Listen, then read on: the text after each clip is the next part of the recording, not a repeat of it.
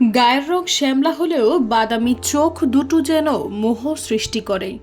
এমন চোখের এক তরুণী মহাকুম্ভের মেলায় ঘুরে ঘুরে হরেক রকমের রঙিন পুঁতি রুদ্রাক্ষ দিয়ে তৈরি মালা বিক্রি করছিলেন। তা ভিডিও করে সামাজিক যোগাযোগ মাধ্যমে প্রচার করেন কয়েকজন। মুহূর্তে ভাইরাল হয় সেসব ভিডিও। সামাজিক যোগাযোগ মাধ্যমে ওই তরুণী পরিচিত হন মোনালিসা নামে। রঙিন মালা যত না নজর কেড়েছে, তার চেয়ে বেশি মানুষ মজেছেন তরুণীর রূপের জাদুতে।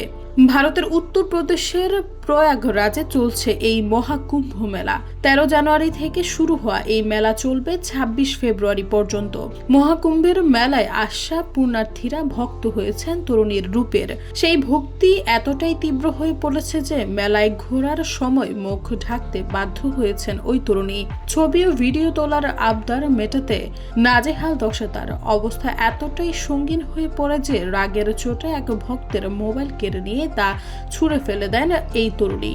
কারণ সেলফির আবদার মেটাতে গিয়ে তিনি তার মালা বিক্রি করতে পারছেন না। ভাইরাল ভিডিওতে দেখা যায় ইউটিউবার ও ক্যামেরা হাতে বেশ কিছু মানুষ তরুণীকে ঘিরে ধরেছেন। তার পরনে সাদা কালো ফুল ছাপ একটি গাউন, গায়ের জ্যাকেট, মুখে মাস্ক। মেলা থেকে বেরিয়ে যাচ্ছেন তিনি। ক্যামেরা দেখে দু হাতে মুখ ঢাকতে দেখা যায় তাকে। ভক্তরা তবু তার পিছু ছাড়েন না। তারাও তরুণীর পাশে পাশে হাঁটতে থাকেন ও ছবি তুলতে শুরু করেন। এতে বিরক্ত হয়ে এক ব্যক্তির মোবাইল কেড়ে নিয়ে আশ্রয় ফেলে দেন মোনালিসা। তার সঙ্গে সেলফি তোলার আগ্রহ এতটাই বেড়ে গেছে যে তিনি মালা বিক্রির কাজও করতে পারছিলেন না।